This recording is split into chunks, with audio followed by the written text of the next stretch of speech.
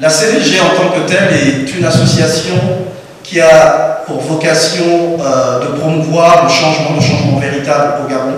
Nous sommes clairement identifiés dans l'opposition, j'ai même envie de dire l'opposition radicale.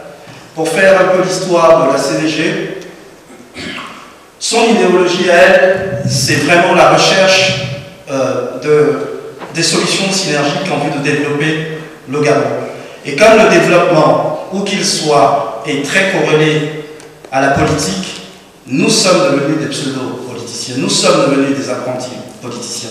Parce que si aujourd'hui, en France, nous subissons cette maltraitance administrative, ce n'est que la conséquence de l'inconséquence de nos dirigeants en Afrique.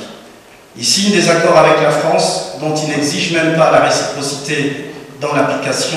Ils signent des accords qui sont complètement uniques vis-à-vis de leurs propres compatriotes. Ces dirigeants-là, et je parle simplement des réalités que nous vivons ici, en France, qui est quand même un pays développé, le pays des droits de l'homme et tout le reste. La preuve, nous sommes réunis aujourd'hui ici dans un édifice public et nous pouvons et nous allons échanger en toute sécurité, ce qui n'est toujours pas le cas chez nous en Afrique quand on n'a pas le discours de nos dirigeants au pouvoir.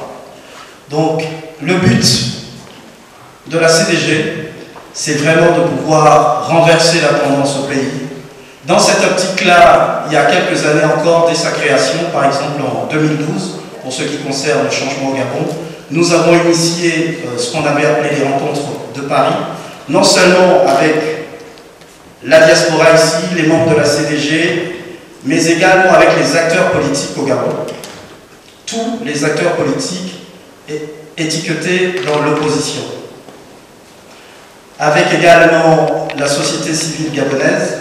Après les rencontres de Paris, s'est installé un processus qui nous a conduit jusqu'à très récemment encore au congrès de l'opposition pour l'alternance au Gabon, qui s'est déroulé du 5 au 7 décembre 2014, qui avait vu là encore un parterre extraordinaire d'hommes politiques gabonais, aussi bien de la diaspora que vivant au Gabon, la société civile, parce que aujourd'hui le Gabon est dans une situation explosive en termes de gouvernance, de démocratie, les libertés. Et si aujourd'hui nous avons embrassé ce combat-là, c'est parce que nous sommes intimement convaincus que nous pouvons construire un tout autre Gabon, un Gabon plus juste, avec sa population, un Gabon plus juste vis-à-vis de ses partenaires économiques et historiques comme la France notamment.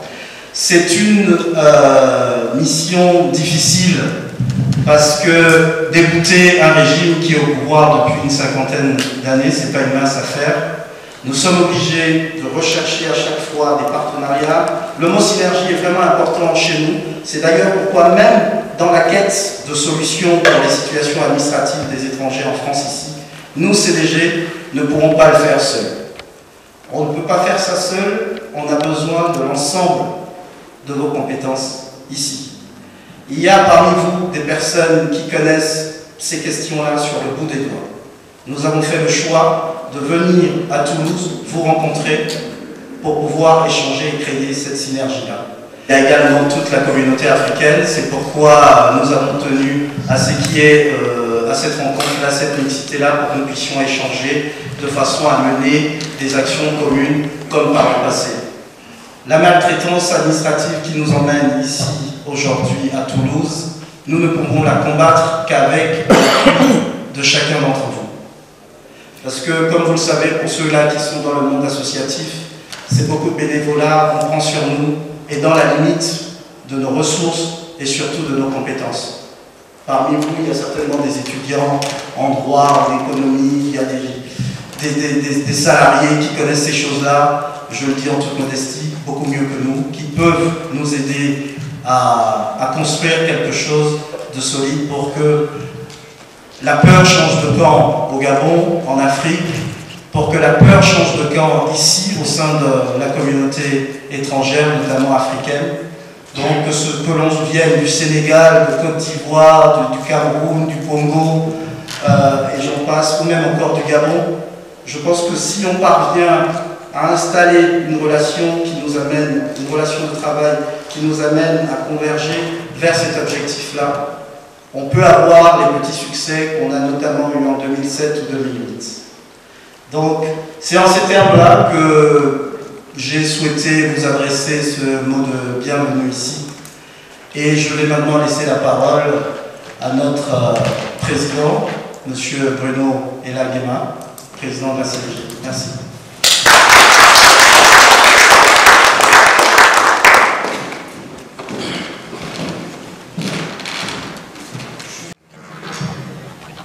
Chers amis, chers compatriotes, je m'appelle Bruno Elagema.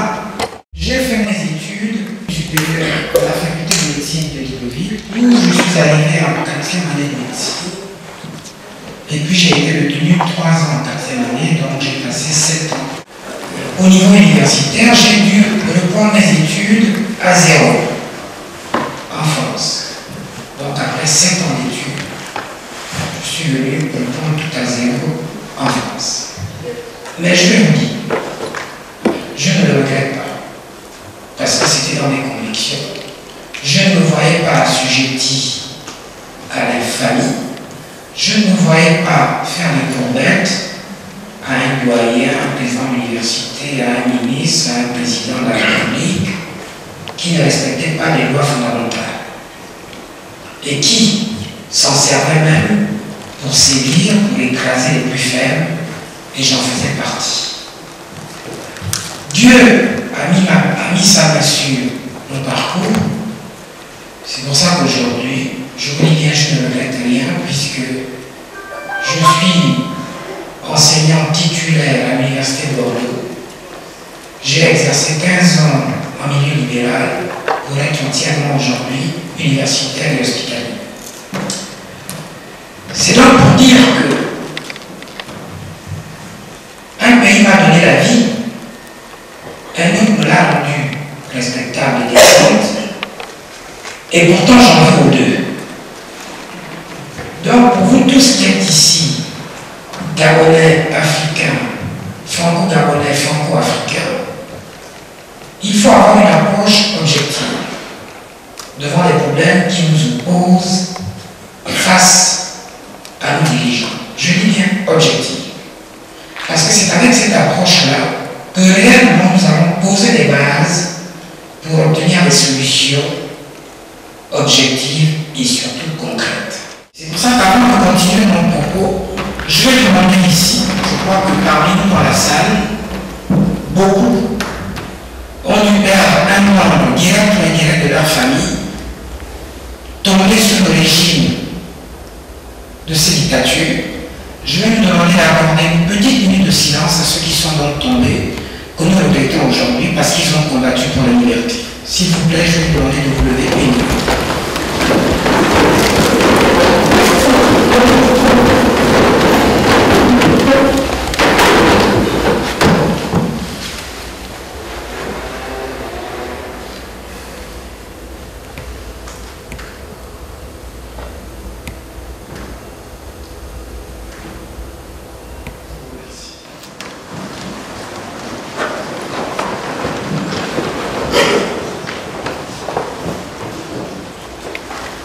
Je sais que la communauté ici, la communauté régionale qui intègre celle de Toulouse, la communauté gabonaise en tout cas, ont eu énormément d'écueils, énormément de problèmes.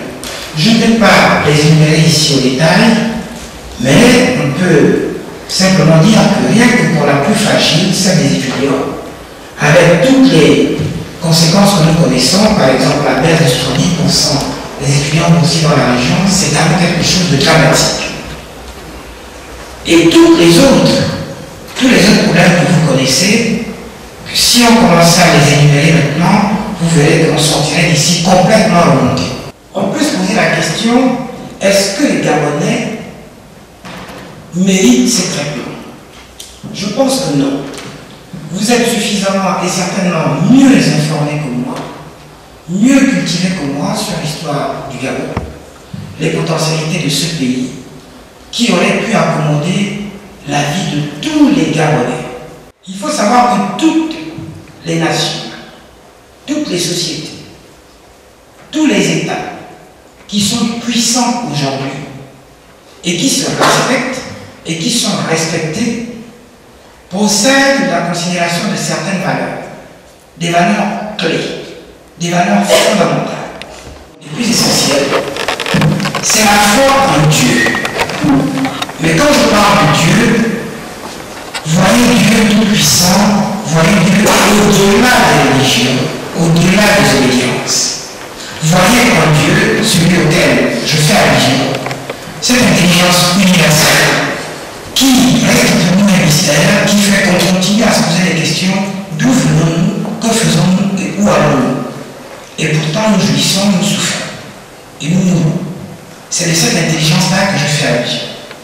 Donc, croire en cette intelligence, en ce Dieu, parce que c'est la foi en ce Dieu qui nous amène à croire à notre propre intelligence, c'est-à-dire l'intelligence humaine.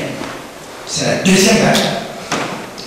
Et bien, la deuxième ayant décliné de la première, c'est cette intelligence humaine-là qui va nous amener, qui va vous amener à créer un cadre étatique, un cadre au sein de la société qui permettra que, par exemple, dans cette salle, prenons la communauté en question, comme cette salle, qui fera que moi tout petit, je me sens tout de même rassuré et libre devant le secrétaire exécutif 2 fois plus grand que moi, parce que je sais qu'il ne va pas m'écraser physiquement, parce qu'entre lui et moi, il y a des rapports qui sont régis par ce cadre que l'intelligence humaine aura défini. Ça s'appelle les institutions.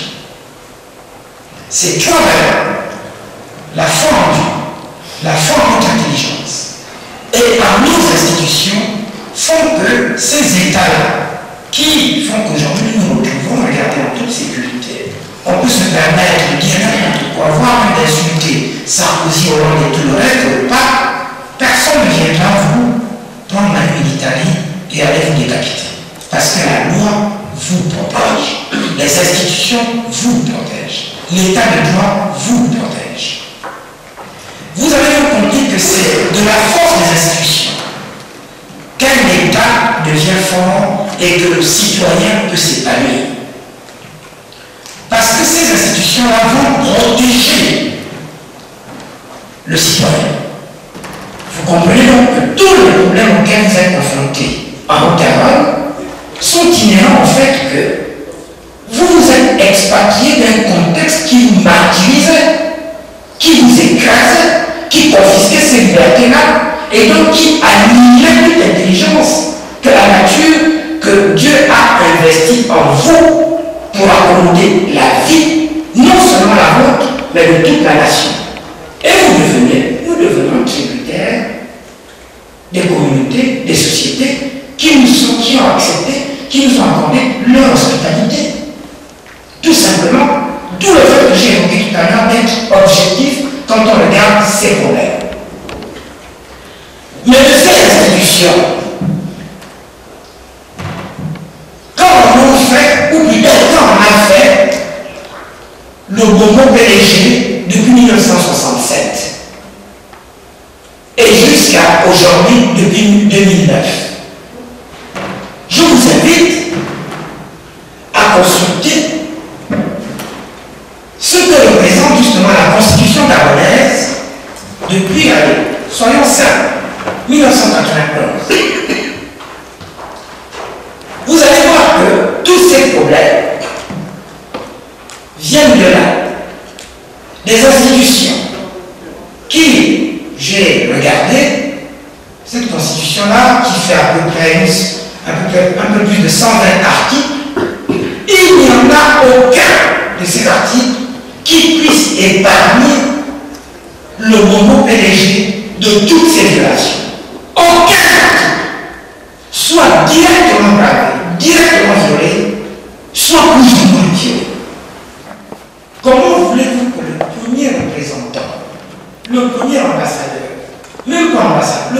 défenseur de ces lois cadres, de ces lois cardinales, les viole et puisse vous protéger. Ce n'est pas possible. C'est antinomique. La logique voudrait que justement, dès lors qu'il les viole lui-même, il ne peut que vous écraser et donc nuire, détruire, désintégrer le pays et pourtant qui lui a accordé son hospitalité. Donc, chers compatriotes, vous comprenez bien que cette mère patrie au Gabon n'existe pas. Elle n'existe pas, elle vous détruit. Elle vous détruit. Elle continue de vous détruire, puisqu'en 2009, nous avons assisté à la validation d'une candidature de manière frauduleuse. Vous le savez. Je ne le dis pas ici pour ressasser, mais c'est pour que nous puissions réfléchir sur les mécanismes qui peuvent nous conduire à accepter autant d'exactions. On ne peut pas, quelqu'un ne peut pas rentrer chez vous, dans votre maison. Il vous trouve avec des enfants, votre famille rentre dans votre chambre, il viole votre femme, il viole vos enfants, même parfois vous-même, et vous restez calme. Au lieu d'aller chercher le problème de chez l'autre, il faut plutôt se faire une introspection. Se dire, moi, comment je peux arriver à accepter autant de choses, autant d'aberrations? Est-ce que le problème ne vient pas de moi? Et vous verrez qu'en faisant ce cheminement intérieur-là, très certainement vous arriverez à comprendre que oui, si nous tous, à l'échelle individuelle, nous ne nous y mettons pas pour trouver une solution à ce problème, nous n'y arriverons pas. Nous n'y arriverons pas. Comment est-il arrivé à être validé alors qu'il existe des institutions soi-disant démocratiques, soi-disant d'un état de droit? Je vous renvoie la question. L'article en question, vous le connaissez. L'article 10, titre 2. Lisez-le. Consultez-le. Il est simple, en 4 lignes. Qui ne pouvait pas prétendre à la magistrature suprême avant sa 4e génération. Sauf si, dans votre intelligence, dans votre interprétation de ces textes-là, dans notre interprétation de ces textes-là, Ali Bongo représente lui-même la 4e génération de lui-même. C'est impossible. Sauf que, levons la confusion. Ali Bongo est gabonais. Puisqu'il a la nationalité gabonais, il a été gabonais. Là n'est pas le problème. Ceux qui mélangent en disant qu'il n'est pas gabonais, ce sont ceux-là qui noient la vérité. Il est gabonais. Mais sa naturalisation n'est pas présidentiable tant qu'il n'a pas vu, tant qu'il ne s'agit pas de son arrière-petit-fils. C'est là qu'est la nuance. C'est là où est la précision. Donc, ne pas confondre les choses. Je tiens à attirer votre attention. Chaque fois qu'une nation, chaque fois qu'un peuple est en crise politique, sociale, économique ou autre, cette nation a toujours fait appel à sa communauté dispersée qu'on appelle diaspora. Ne vous sous-estimez pas, considérez-nous comme des électrons à part entière faisant partie d'une molécule en tout cas. Qui, lorsque vous allez travailler ensemble, lorsqu'il existe de véritables liaisons entre vous, avec toutes vos intelligences, c'est à ce moment que réellement ce régime-là pourra trembler. Parce qu'il sera qu'en face de lui, il y a une collectivité d'action qui est déterminée contre lui. Mais dès lors qu'il saura qu'il peut facilement diviser, mais il va continuer à régner, il continue paisiblement. Franchement, entre nous, je vous interpelle. Est-ce que vous imaginez un chef d'État qui, soi-disant, vient d'être élu sous le sceau, justement, des textes sacrés que je viens d'évoquer, le socle de la stabilité d'une république, la Constitution, vous le voyez lever la main droite. Jurer sur cette Constitution-là, qui est à peine de violer lui-même, qui est en train de violer. Moi, en tout cas, je vous jure que ça me donne des tremblants quand je suis. Je tremble, je vous dis, non, il y a un problème. Il est là. Il dit, je le jure. Alors que sur les 120 articles en 4 ans, en moyenne, aucun des articles n'est épargné par ses abus. Et il jure. Ça veut dire quoi? Il ne considère pas du tout cette Constitution, qui pour lui en fait est un chiffon. C'est un chiffon. Alors, comment peut-il considérer les textes qui doivent protéger la République, protéger les citoyens?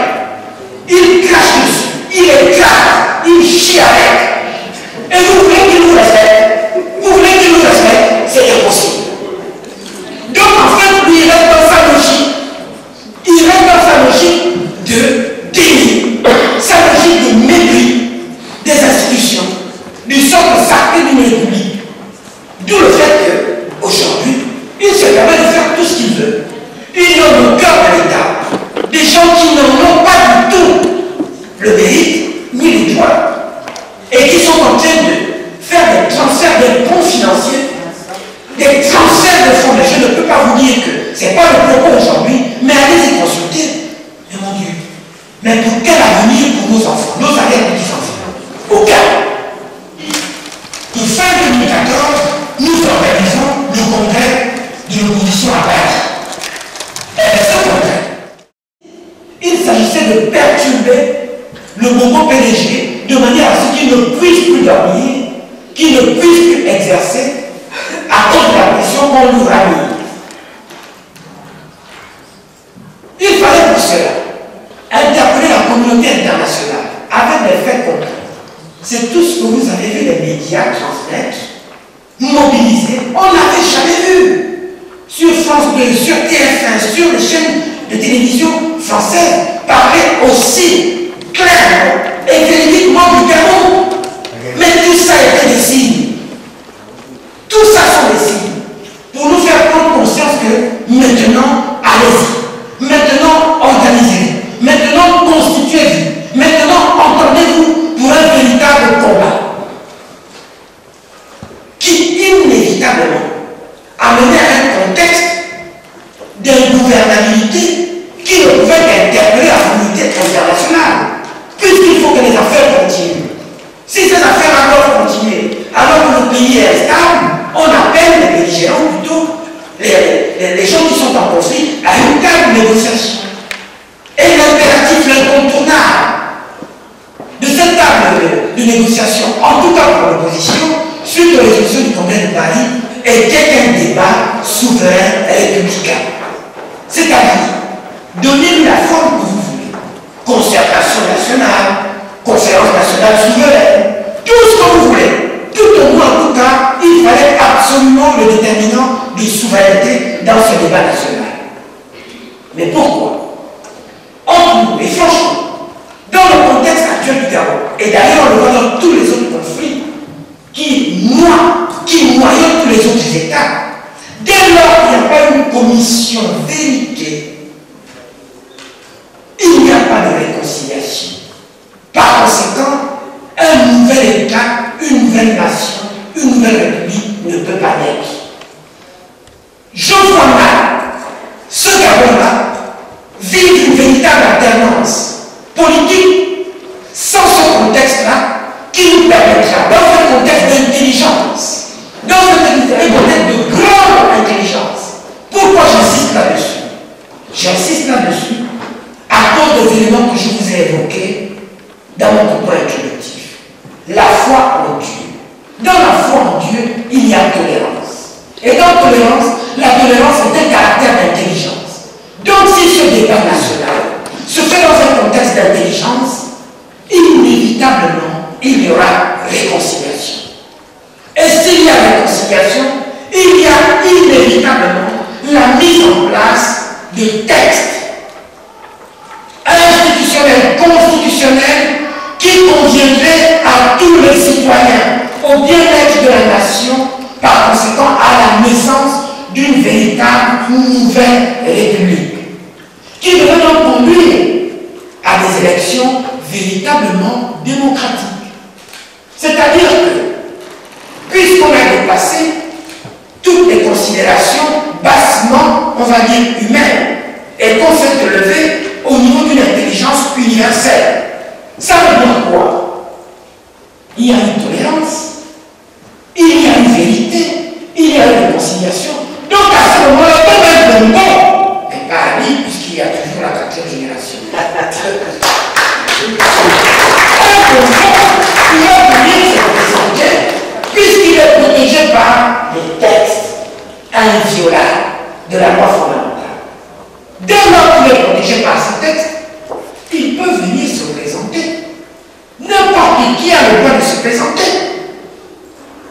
Et donc, on arriverait à un véritable état de droit, une véritable nouvelle république. Or, si nous ne passons pas par ces préalables, ça nous sera difficile, ça sera du rafistolage, ça sera en tout cas la langue de bois, ça sera plutôt les intérêts personnels, égoïstes, qui vont primer, et c'est ce que nous voyons aujourd'hui. Nous le voyons aujourd'hui, regardez ce qui se passe. On organise un congrès de l'opposition qui était un congrès inclusif, ouvert à tous les Camerounais. De quelque tendance que ce soit, bien sûr, on enlevait les acteurs du chaos. Et même qu'ils étaient dans la salle. Les PDG étaient dans la salle du congrès. On ne les a pas mis dehors parce que nous, on respecte la loi. Nous sommes civilisés. On organise un tel concert, bien. Mais il y en a qui ont trouvé quand même l'énergie de le torpiller, comme si c'était quelque chose qui était construit pour affranchir un piège individu, alors que c'était à l'échelle de nous tous, tout simplement pour les considérations que j'ai évoquées tout à l'heure, jalousie, querelle de leadership, égotisme, superstition et tout le reste. Regardez ce qui se passe au sein de la diaspora, surtout chez les Franciliens, à Paris. Regardez la foultitude des mouvements qui naissent. Nous n'avons rien contre ces mouvements-là.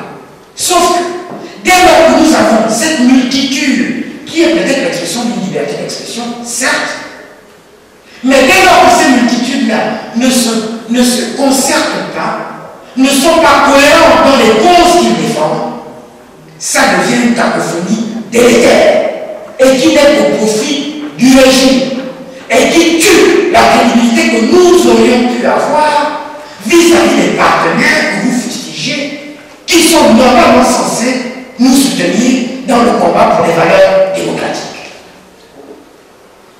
Donc, chers compatriotes, chers amis, tous ces mouvements-là, y compris la CNG, si vous voyez la CNG s'asseoir sur des valeurs d'une coalition, de stratégie, sur la synergie, qui est même au cœur de son idéologie, alors je vous demande de les dénoncer. Ça veut dire que nous n'avons pas le même calendrier, nous n'avons pas le même programme, et ce programme n'est même pas celui du peuple camerounais. Je vous invite à consulter justement la loi 0796 de mars 1996 qui porte sur les dispositions communes à toutes les élections politiques au Gabon. Et ce dont je vous parle est d'actualité. Nous sommes à peu près à 1 an de 2016, des élections de 2016. Bien. Il se trouve que ce sont ces lois-là qui régissent aujourd'hui toute démarche électorale, politique. Il se trouve que ces lois-là, qu'elles soient organiques ou fondamentales, sont assujetties, sont configurées pour que le régime qui est en place là passe au la main ou en force. De toute façon, les deux méthodes, il est utilisé. Comment vous voulons-nous aller aux élections de 2016 sans imposer ces préalables que j'ai évoqués, qui passent par cet état de consultation nationale, de sorte que nous nous réconcilions pour des textes qui nous sied à nous tous. Chers frères et sœurs, entre nous, pour terminer, si on analyse tous ces acteurs politiques de l'opposition, ou même, en tout cas, acteurs politiques pour l'alternance politique au Gabon, on peut les regrouper, en tout cas le plus simplement possible, en 3 catégories. Écoutez-moi. La première catégorie est constituée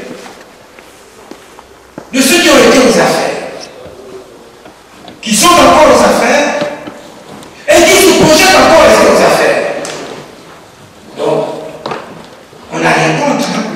Sauf qu'à un moment donné, il faut quand même faire le bilan de leur passé, de leur présent, et voir qu'est-ce qu'ils vont faire dans l'avenir. Or, nous savons l'état du Gabon aujourd'hui. L'état du Gabon d'hier. Donc, le minimum d'intelligence que nous avons peut nous permettre de nous projeter dans l'avenir si jamais on était toujours sous commande de cette même équipe. Cette première catégorie-là, on la trouve exclusivement dans le PDG, dans le Congo PDG, cette première catégorie-là. La deuxième catégorie, ceux qui ont été aux affaires, qui en sont sortis finalement. Ah, c'est peut-être un cheminement positif, sauf que dans cette catégorie-là, il y a 2 sous-groupes. Le premier sous-groupe, c'est lequel?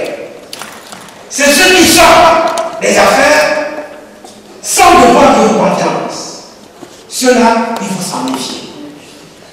Il faut s'en méfier. En revanche, on a un sous-groupe de cette catégorie-là qui en est sorti des affaires après avoir fait une véritable repentance.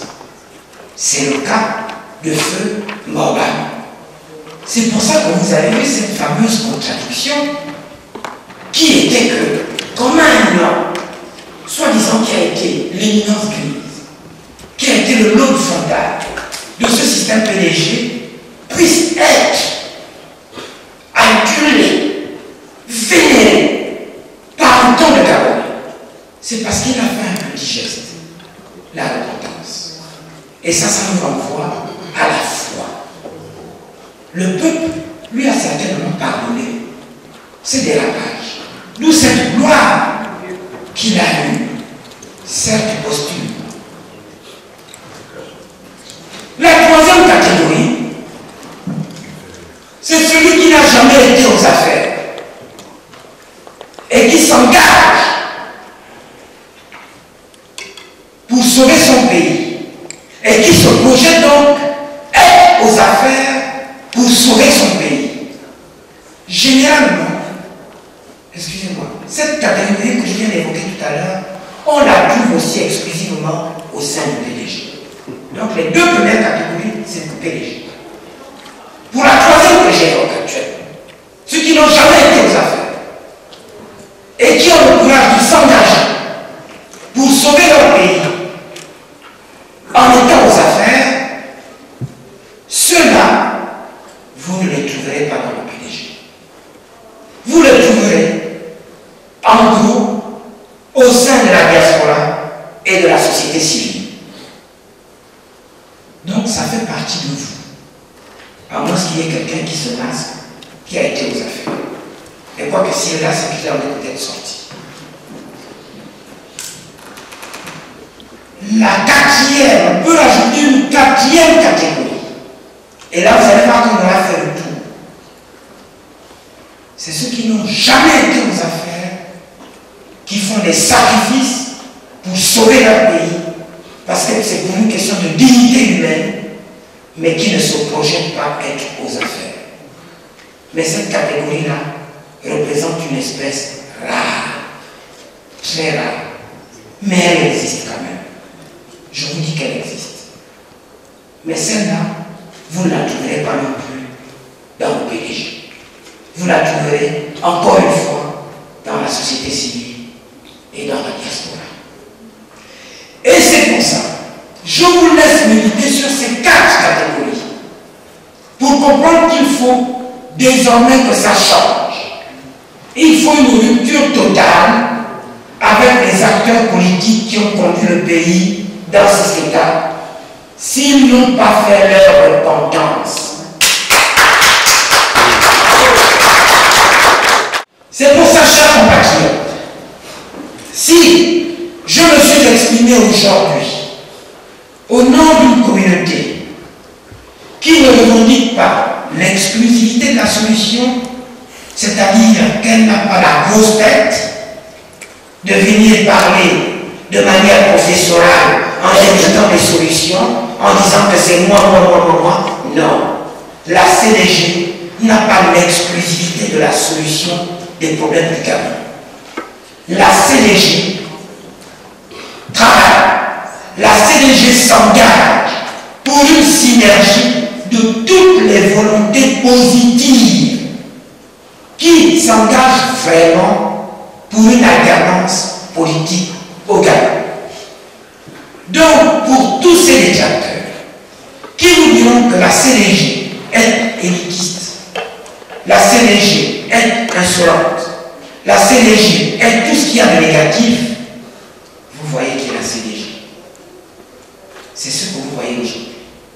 Si nous sommes 3, 4 ici devant vous aujourd'hui, c'est parce que nous sommes obligés de jouer sur plusieurs terrains. Les autres sont en train de travailler ailleurs pour continuer à véhiculer le message que je vous véhicule aujourd'hui. Et pour conforter cette humilité de la CDG, moi qui vous parle, je ne vous parle pas parce que je veux faire avancer ma petite charrette. Non. Franchement, non, chers compatriotes. Et je pense même que si je vous aide, si je m'engageais à le faire, c'est que je ne suis pas un homme fier de lui. Je ne suis pas fier de lui. Ce que je fais, c'est par conviction. Parce que j'aimerais un jour, ce que je souhaite, que je n'ai pas pu faire depuis très longtemps, c'est de pouvoir aller au Gabon avec mes collègues universitaires, leur faire visiter ce beau pays, dans mon village, en toute tranquillité, sans crainte, non seulement pour moi-même, pour mes enfants et pour ma famille, et revenir tranquillement. Comme je suis ici à Paris, je n'ai rien à craindre. J'ai pris le train, je suis venu, je n'ai pas craint quoi que ce soit. Je le fais avec mes enfants dans toute la France. Ils vont à l'école, je ne crains rien. C'est ce que je veux de mon pays, d'abord. Et pour parler concret, parce que je vous ai dit dans mon propos introductif que si nous ne sommes pas objectifs, si nous n'évaluons pas les paramètres réels, nous nous laissons emporter par le passionnel, l'irrationnel, qui est la voie libre à toute superstition et à toute inertie de travail. J'ai ma vie tranquille ici. J'ai ma retraite assurée. J'ai mes petits investissements. Entre nous, franchement, laisser tout ça pour aller faire la politique carriériste, il faut être un peu fou.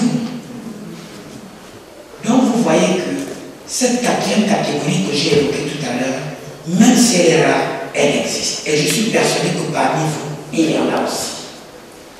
Donc, la CDG qui s'exprime aujourd'hui devant vous a beaucoup d'humilité pour vous dire, chers compatriotes, chers amis du Gabon, il nous reste très peu de temps. Prenez pour que ces élections 2016 ne se fassent pas sans préalable. Pour que ces élections ne soient pas, si le contexte juridique, institutionnel reste le même aujourd'hui. nous partons à perte. Donc, je tiens à vous remercier, parce que je sais qu'il fait chaud. Moi, j'ai tenu parce qu'il y a l'adrénaline qui me dopait.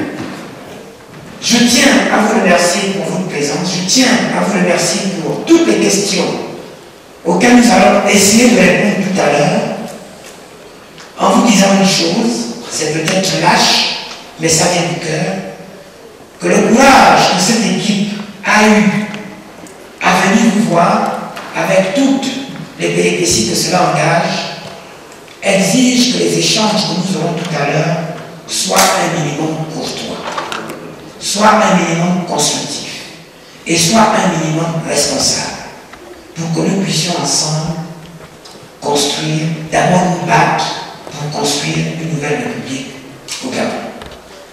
Vive le peuple gabonais, vive la démocratie, vive l'état de droit que j'espère nous allons mettre en place. Je vous remercie.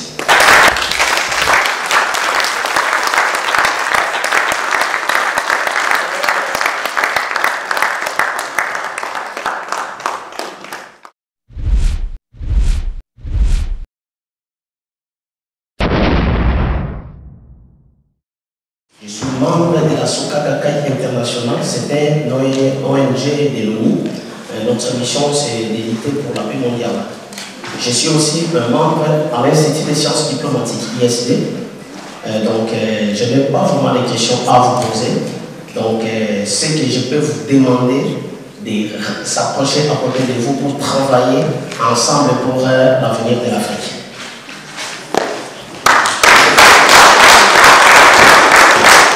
La Maison du Gabon, c'est une association qui est une cellule de veille sur le respect des conventions bilatérales franco-gabonaises liées à l'immigration.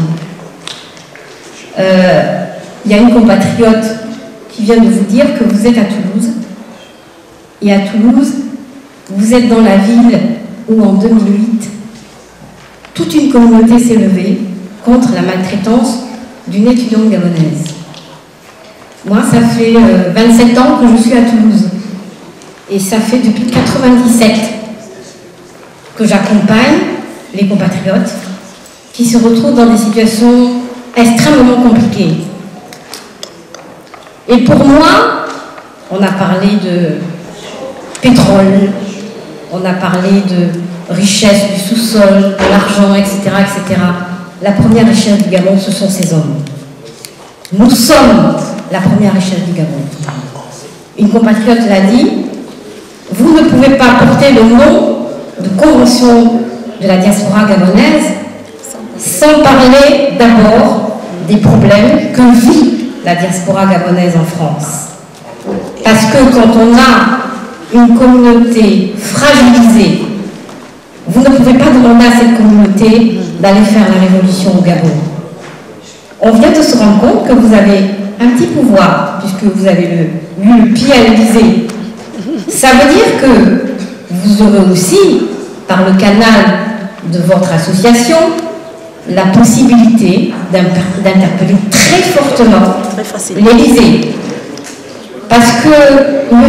Bruno est là. Nous sommes dans le pays de la liberté. Mais nous cherchons la liberté. On parle de centre de rétention.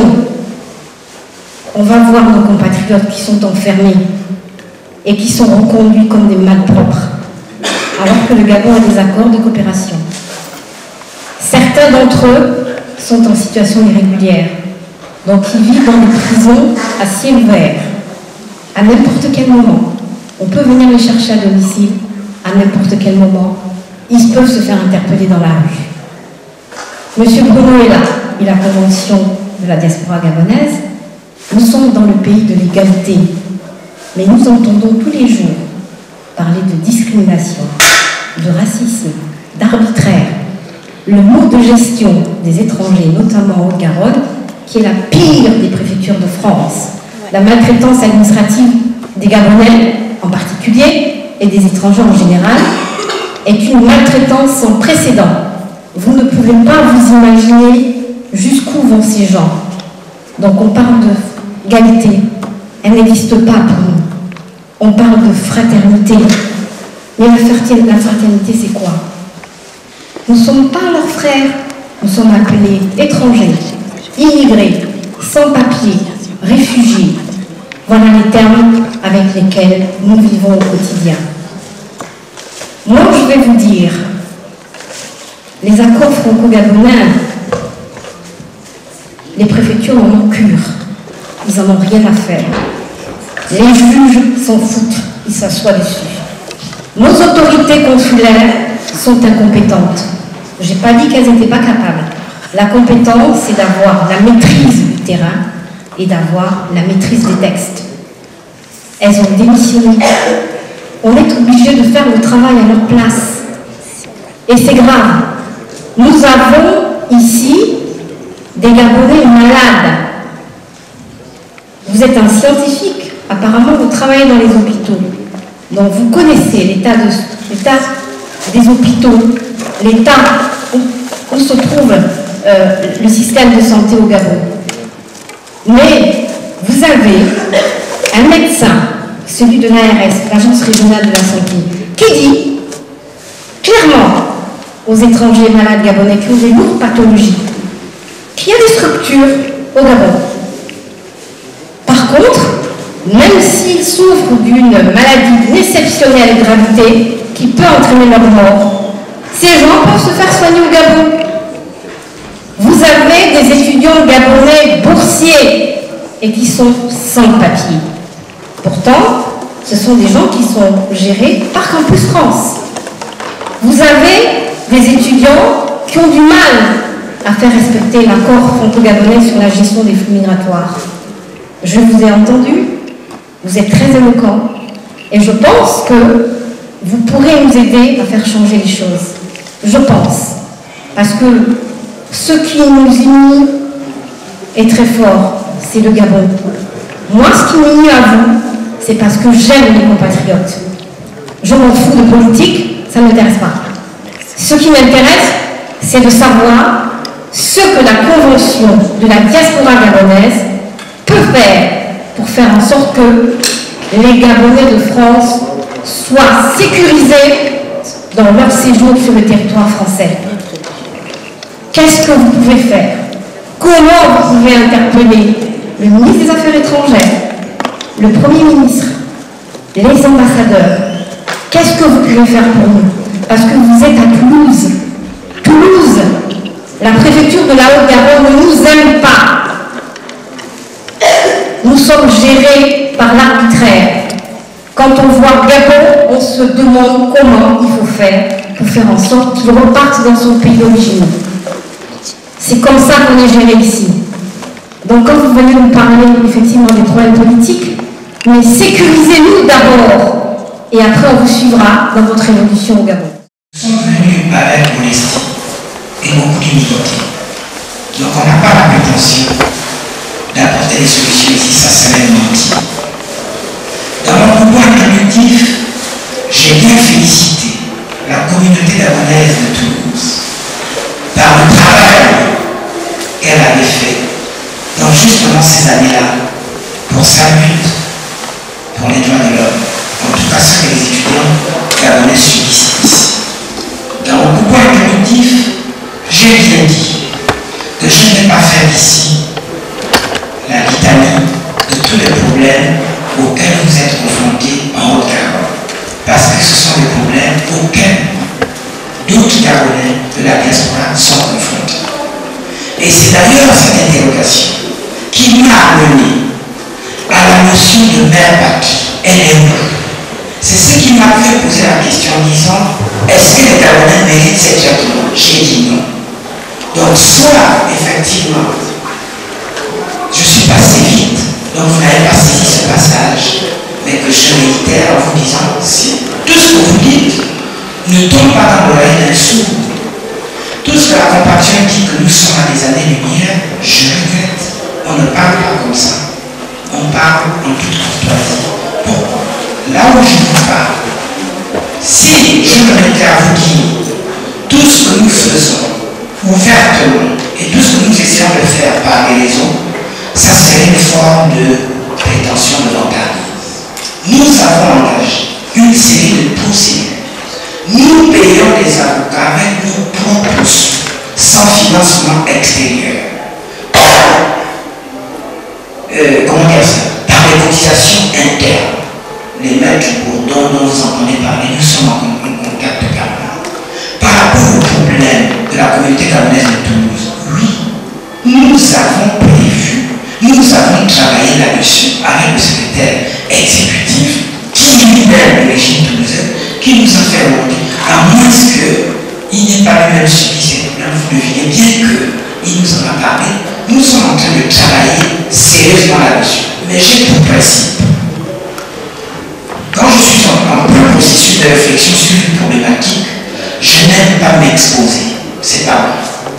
Je préfère notre démarche qui est la suivante, que d'ailleurs vous avez soulevé tout à l'heure. Vous espérez que nous allons faire quelque chose. C'est pour ça que nous sommes venus ici, pour que nous travaillions ensemble, pour justement répondre aux problématiques des uns et des autres. Nous n'avons pas la science infuse. Vous êtes sur le terrain, vous savez mieux que nous. Nous, avec les connexions que nous avons, si nous établissions cette synergie qui est le cœur idéologique de la CDG, c'est ce que nous sommes venus rechercher ici. Donc nous ne sommes pas venus. Ce que nous disons ne se tient pas à l'état, à distance de vos problématiques faux. Nous sommes venus chercher ensemble ces solutions-là.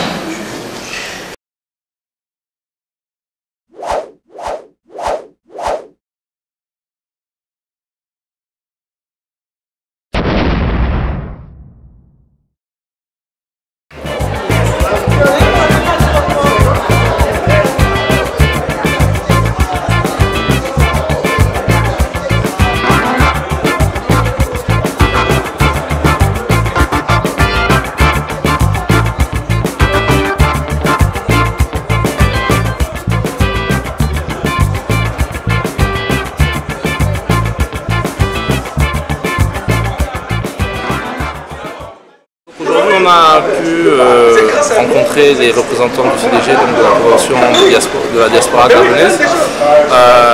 L'objectif aurait été de venir se présenter, l'objectif a été atteint. Il y a eu un débat, une conférence qui a été faite, des questions qui ont été posées.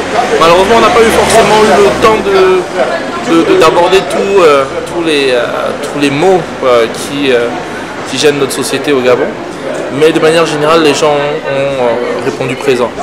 Moi, à titre personnel, je ne donnerai pas mon avis par rapport à la CDG, je ne donnerai pas mon avis de président de la GAT, mais en tant que Gabonais, je suis quand même fier d'avoir ce genre de représentation. Donc on invite toutes les personnes qui souhaiteraient représenter, avoir des idées par rapport à leur pays, à faire de même, de venir à notre rencontre, les Gabonais de Toulouse et Midi-Pyrénées, pour nous faire part de leurs doléances, de leurs souhaits, de tout ce qui peut faire évoluer et changer le Gabon. Car, comme j'ai toujours l'habitude de le répéter, ce n'est qu'ensemble qu'on avancera. Je suis M. Monaminavo Simon, des nationalités congolaises de Kinshasa.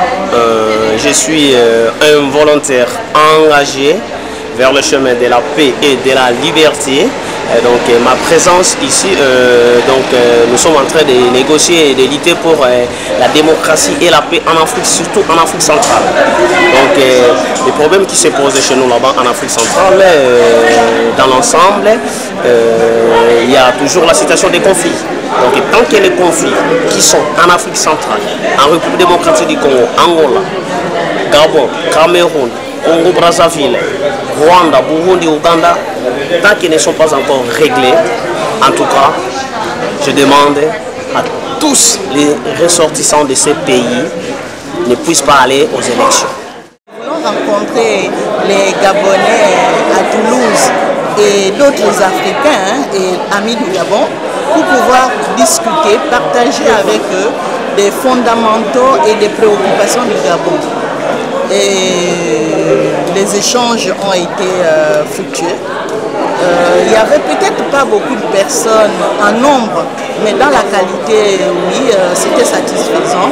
Mais il faut aussi reconnaître que c'est un peu la caractéristique du Gabonais. Quand on parle débat, surtout à connotation politique, ça ne les intéresse pas trop.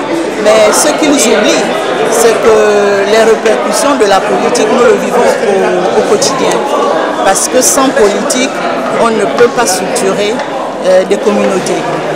Et notamment, là, nous avons vu vers la fin des débats que dans le domaine social, le Gabonais en pâtit beaucoup, en souffre beaucoup, et tout simplement parce que ce sont les répercussions de la politique qui est menée actuellement au Gabon. Il n'y a pas que ceux qui sont à l'étranger qui en souffrent, ceux qui sont aussi au Gabon en souffrent énormément, autant que ceux qui sont à l'étranger. C'est pour cela qu'il nous faut changer le cadre politique, l'orientation politique, pour que le Gabonais se sente à l'aise partout où il sera, que ce soit au Gabon, que ce soit à l'étranger. Parce qu'avec la France particulièrement, nous avons des accords de coopération qui ne sont pas exploités par les Gabonais. Pourtant, les richesses nationales du Gabon sont bien exploitées par la France. Donc là, il nous revient à nous de revoir ces accords, de rediscuter avec les Français. Et je pense que la France est assez intelligente, ou du moins les Français sont assez intelligents, et ils le comprennent et ils pourront le comprendre par la suite aussi. Je vous remercie pour cette interview parce qu'elle me permet de faire une petite synthèse de cette tournée de la CDG, la Convention de la diaspora gabonaise, à Toulouse. Pourquoi Toulouse? Toulouse est une étape dans la série de tournées que la CDG s'est engagée de faire dans la France et en Europe pour promouvoir justement son idéologie et sa stratégie face à la situation de crise que traverse le Gabon aujourd'hui. Nous avons commencé cette série de consultations républicaines avec Amiens. Après, nous sommes allés à Lille et nous avons rencontré les Gabonais de Nantes. Aujourd'hui, ce sont les Gabonais de Toulouse. Il faut rappeler que la communauté gabonaise de Toulouse est si importante lorsqu'on regarde un peu la situation des Gabonais de France. Je tiens à rappeler que dans les années 2008, cette communauté gabonaise s'était insurgée contre la maltraitance des autorités locales devant la situation des étudiants gabonais. Ils ont eu gain de cause grâce à leur courage, à leur volonté à défendre justement les valeurs fondamentales qui sont celles des libertés fondamentales. D'où le fait que ça a été pour moi une grande excitation de rencontrer ces Gabonais de Toulouse pour que nous puissions échanger ensemble, pour que nous puissions voir ensemble quelles sont les solutions à apporter aux problématiques du Gabon. Ces problématiques du Gabon, nous les connaissons tous. C'est-à-dire que voici un pays aujourd'hui avec d'énormes potentialités qui n'arrivent pas à répondre aux besoins quotidiens de leur population, de sa population. Et ça, c'est dû tout simplement au fait que les dirigeants de ce pays n'ont ni la culture, ni la formation, ni même le respect des valeurs fondamentales d'une république. Il suffit de regarder en la personne d'Ali Bongo, qui est là alors que légitimement ne le mérite pas et légalement il ne répond pas aux critères qui sont ceux de la Constitution. Tout ça fait que non, nous ne pouvons pas continuer à accepter de subir. Tous les Gabonais doivent se lever de manière à ce que l'échéance prochaine, qui, soi-disant, nous renvoie aux élections présidentielles de 2016, ne soit pas validée. Cette échéance ne peut pas être validée dans la mesure où le contexte institutionnel actuel ne permet nullement à l'opposition de sortir vainqueur. Pourquoi? Parce que ces textes sont configurés à la victoire de l'imposteur actuel. Il suffit de regarder l'article 10, le titre 2, qui disqualifie d'emblée la candidature d'Ali Bongo. Alors, comment pouvons-nous considérer que les élections de 2016, dans ce contexte actuel, pourraient être gagnées par l'opposition? C'est une véritable illusion. Donc, l'appel que nous lançons au sein de la CDG est tout simplement de revenir aux résolutions du Congrès de Paris qui, dans un premier temps, reconnaissait officiellement la double forfaiture d'Ali Bongo, par conséquent la disqualification de sa candidature, en tout cas la mise en terme de son mandat frauduleux actuel. Deuxièmement, de continuer des procédures judiciaires qui vont contribuer à le disqualifier si jamais nous allons au présidentiel de 2016. Et de trois, sensibiliser toutes les communautés, toute la population gabonaise, de manière à ce qu'elle se lève comme un seul pour faire barrage à cette équipe, à ce système PDG, de manière à ce qu'il y ait des préalables. Je dis bien des préalables. C'est-à-dire qu'aujourd'hui, on ne peut pas espérer un Gabon libre, un Gabon souverain, un Gabon état de droit, si nous ne remettons pas à plat les institutions qui qualifient ce pays. C'est pour ça qu'au sein de la CDG, nous sommes pour un contexte, en tout cas un débat national, appelez-le comme vous le voulez, conférence nationale souveraine, débat républicain, souverain, et tout ce que vous voulez. En tout cas, il s'agira d'une étape qui permettra de redéfinir toutes les lettres de loi qui vont permettre justement la garantie à tous les Gabonais de se présenter à ces élections présidentielles dans un contexte véritablement démocratique, par conséquent pour la naissance d'une nouvelle république. Donc se précipiter à la candidature à la présidentielle, si ça se fait dans le contexte constitutionnel, institutionnel actuel, je pense que ça n'est pas responsable. Nous disons, si vous voulez que nous allions aux élections de 2016, alors revoyons d'abord le contexte institutionnel. Assainissons-le et après, inévitablement, il y aura des élections. Mais ça sera des élections démocratiques. Voilà ce que je peux vous dire de ce déplacement. Donc, il était pour échanger avec les Gabonais de Toulouse parce que l'expérience qu'ils ont était riche pour nous, de manière à ce que nous puissions travailler ensemble pour un schéma opérationnel qui conviendra à tous les Gabonais, en tout cas à la majorité des Gabonais. Je vous remercie.